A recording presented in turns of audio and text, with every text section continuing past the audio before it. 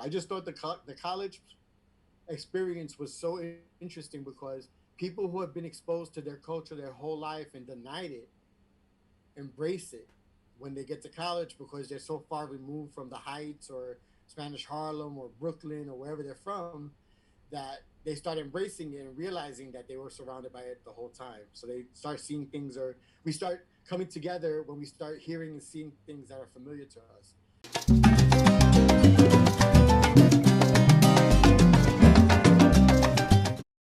So in college, you started booking artists to come and speak to your organization.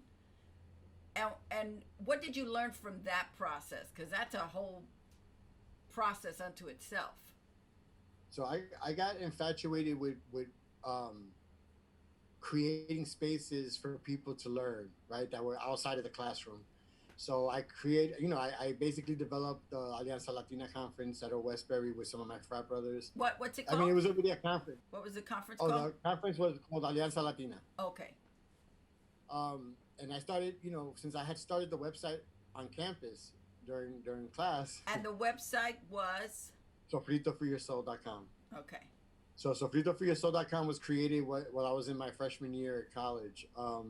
So I became pretty famous locally pretty fast, and I started developing these conferences and seminars and all different types of learning environments so that we could learn from people outside. So some of the people that I brought to campus were Piri Tomas, Felipe Luciano. I brought Denise Oliver, who was both a Black Panther and a Young Lord.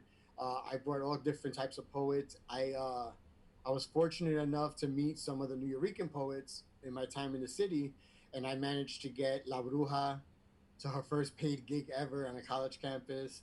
Flaco Navaja, Mariposa. I mean, the list goes on. So I would bring all these folks on campus to give it a little bit of more of a New Yorican feel, so to speak, right? Because most of them were New Yorican or Dominican.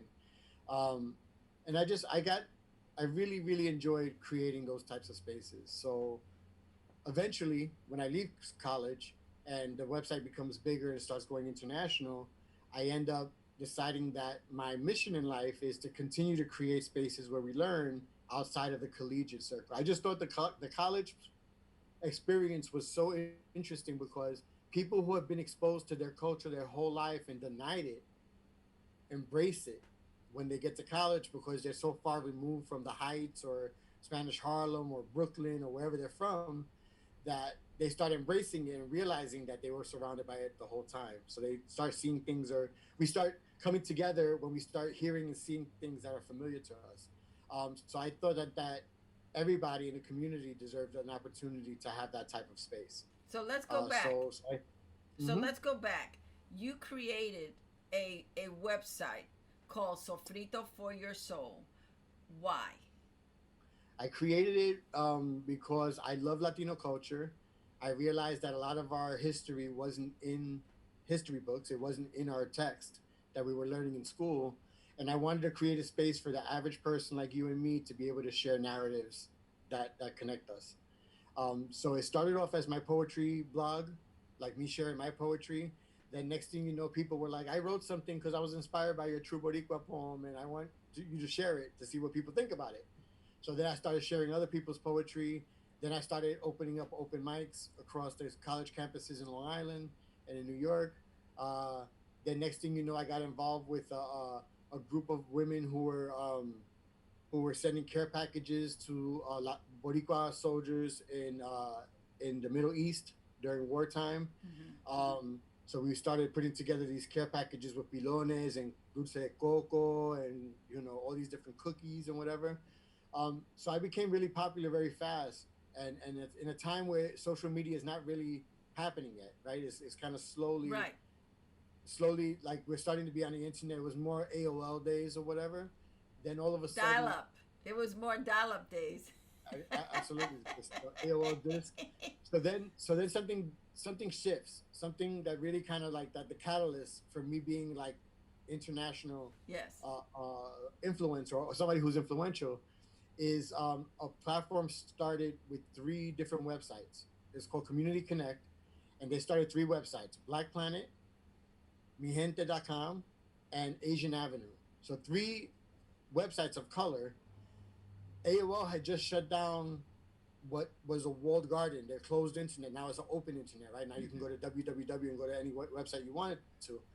And Mi Gente mimicked kind of the structure of AOL, but created their own site where you can go Right. in for free and message people. So it's basically the same thing that we have right now on Facebook or any other community, right? Online. But it was literally like 4 or 5 years before MySpace.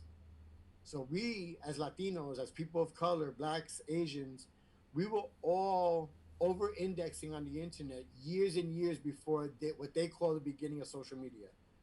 So we were planning parties. There were like a website called Latin Flavor, which was like YouTube before YouTube. There was Latino Step, which was like a dancing competition website that did these huge collegiate events that were all Latino and black.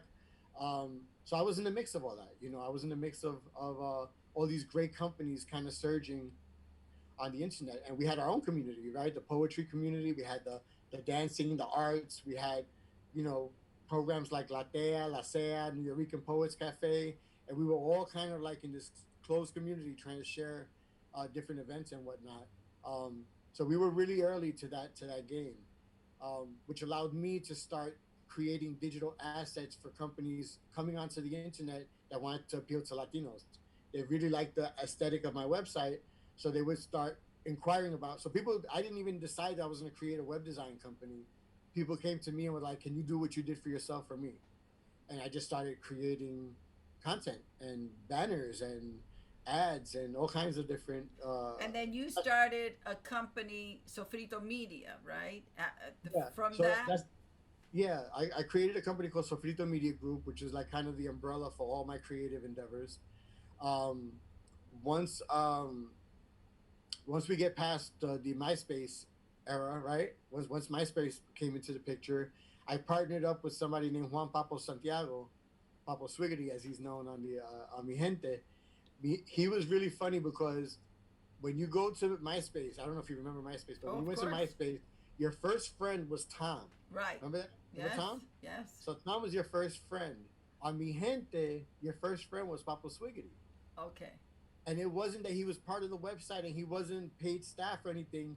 He was on the platform, like he was probably one of the first 100 people on the platform, and every person that joined he would say hi to. And he built this great following. I did the same. He had a thing called he had a page on MySpace called Espacio Latino, and then I had Sofrito for Your Soul.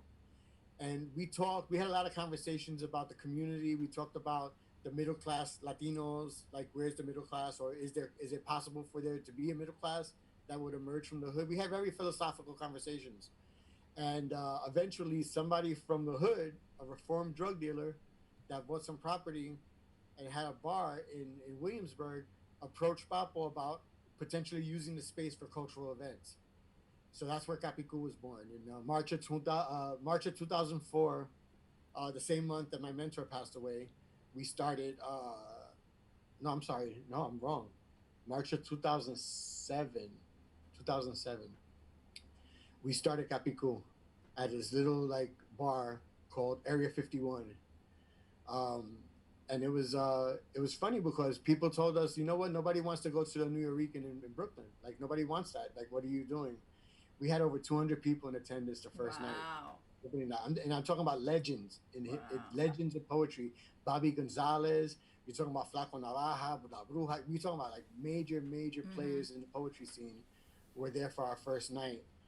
So we became a thing very quickly. And 13 years later, we're still doing events. Now with the pandemic, we've moved to virtual events. So we're doing this thing called Capicu Live now, and we're doing like in-depth interviews with community builders, and then celebrating it with a little bit of poetry, music, comedy, a little variety of different urban talents. That's excellent. So where is Sofrito for Your Soul now? What in what state is it in? You know, like It's station very in life. interesting. It, Where it's it evolved a lot, but what's happening with it now? it's evolved a lot, and also social media almost killed it in a sense because so much content's consumed on the Twitter and Instagram timelines that people don't really go to websites as much as they used to. So we saw our our traffic die, our traffic go down. But then we had this monumental rise on social media where we've had tens and even hundreds of thousand people tuning into different things that we were doing. So we put a lot of focus on the social side because that's where the money was coming in, right? That's where we were Mm-hmm. able to get the attention of people. So right now, I'm in the process of creating a legacy with the Sofrito for Your Soul. I am opening it up to a lot new writers, and my plan is I'm currently in talks with a university to give it to them upon my passing, so that they could use it as a vehicle for the writers in their program to exhibit their or showcase their work. That's fantastic. So, Now, so that's go what I ahead. really want to do. I really want to give it to a school so that it could live way past my lifespan. Piggybacking on that, Capicu poetry. You guys connected with Boricua College and had Yes. a writers program. Is that Yeah. still happening? It's still happening. We're also moving that to virtual. The plan is in 2021 to have a complete virtual academy online. So there's a lot of that happening just in my company personally, and then what that program that you're talking about is called La Sopa. It's Okay, called the School of Poetic Arts, Sopa, right? Because we have to make everything excellent. Latino and food, and That's Um, it. so that program started in Boricua College. We moved it to Loisaida Center for a year. And then the last space that we had it in before COVID was at the New Yorican Poets Cafe. We used the space there. So we've moved it to different, very legacy driven institutions in Puerto Rican Latino community in New York, to be able to make it bigger and better. And now we're going to go virtual, which is a great opportunity personally. I've always wanted it to go virtual, but were so busy with the actual live classes that we couldn't do it. But now that we're thinking about doing it virtual, it creates an opportunity for us to engage with people way beyond New York, which has always been a dream of mine. Is to have. I mean, I think originally we were thinking about having like SOPA offices in different places in the country, and now we could do this virtual thing where we could bring all these voices together in the same room. That's fantastic. That is wonderful. Now, you have been a social media influencer for a very long time. I mean, a long, long time. That's how I met you. Yeah. You not only social media influencer, but you were also teaching on social media, how to have your business on social media, how to brand yourself, and you mentored me in how to start utilizing social media with with my work as an artist. So, what what what got you to that? What made you decide? You know what? I think I could be of service here. So I was one of the co-founders of an organization about 14 years ago, 15 years ago maybe, called Latism, Latinos in Social Media. I was a co-founder in that. I spent about 2 years developing that conference. Eventually moved on with the co-founder who also departed Latism, and he created a new organization called Hispanicize, And which that meant is Mr. Ruiz. so no. So my partner in Latism was actually Luis Pagan, Oh, who, okay. Okay. who passed away. He Okay. passed away during the Hispanicized years, and Ana Roca Castro. So Ana Roca, me and Luis, Luis was the brainchild. Ana was the resources person, and then I was the person that was going to develop the actual logistics of the conference and tie in my relationships with people that can make it happen. So I partnered with Columbia University, the first conference, and we had a little bit over 100 people there. Some of them are dear friends to this day. We created this conference. So I again always wanted to create spaces to learn, but I was never the teacher. I was always the organizer. But Hispanicize put me in a position where people were fascinated with my story, and I became an influencer by default. So I had brands coming up to me saying, "Hey, we want you to use our cell phone. We want you to wear our clothes. We want you to drive this car." So I created a very, very lucrative career very early on working with brands. Um, just knowing that I'm getting older, knowing that I'm an empty nester, and knowing how fast social media moves, and there's so many new bloggers and there's so many new people in the space. I thought ahead and said to myself, "There's going to be a time where it's not going to be cool to see me driving a Lexus anymore." I just came to that realization. I started working with AARP and I started looking at some of the stuff that they were doing. And I said, you know what? It'll be cool to transition into a more relaxed space. And I Mm-hmm. try to be this 55 or 60-year-old guy driving a convertible. So I started transitioning into teaching younger people, trying to pass on the stuff that I've learned over the years to younger people that were new in the space, that had new voices. I was able to monetize not only through classes, but monetize some deals. So in other words, finding the next person to take over for whatever my last contract was, and then obviously make a percentage from them, getting brokering the deal for them. So that was, so it was only natural that eventually I would start teaching my secrets to people, So is teaching this them the how tips and tricks. Siembra Initiative came about? No, it's how Social Sofrito Mastermind class started and Elevate Oh, okay. Influence, which were two of my big master classes, which that's where I kind of like worked with you. Mm-hmm. Siembra is a dream that I've had for a long time, right? My goal, I mean, if I had it my way, I would totally teach for free. Like, I don't really want to monetize. I have to because of the world we live in, but I really don't like monetization wasn't the main thing. I created this idea in my head called Siembra to be able to plant seeds in people who didn't think they were influencers or could be influential, and have them use their narratives to actually take them to new levels of success and notoriety. Um, that was my plan for next year. And then COVID happens, right? The pandemic happens, and I'm sitting, my job has me on standstill. I'm sitting in a crash pad in Queens, and I'm not doing anything. And I thought to myself, what if I contacted the last 100 people that I've worked with and invited them into this group so I could help them pivot while we're on standstill? Because the biggest reason why my clients would cancel or would stop taking classes with me is because they didn't have time. They were too busy doing the 9 to 5 or 9 to 9 or working graveyard shifts or whatever to make ends meet. So their dreams were always put on the shelf. So I said, Siembra is going to be the catalyst for them to actually get to where they want to go. So I decided to do everything that I was going to do with Siembra, but do it for free for 100 people. It ended up being 138 people because I don't know how to say no. Um, and I have this most amazing group of people who are not only learning from me, but they're teaching me because each one of them comes with certain expertise, right? I've worked with you in my acting. I've worked with Victor Cruz on my acting and my stage presence. I've worked with Suzette Laboy with PR. I've worked, so there's so many people in the group. Maria Nieto helps me with my writing and my editing. So I have all these great talents in the group that could teach each other. So I created this collaborative space where they could be peer mentors to each other. I could bring up certain things that are happening in the news that are current that could help them expand their brand.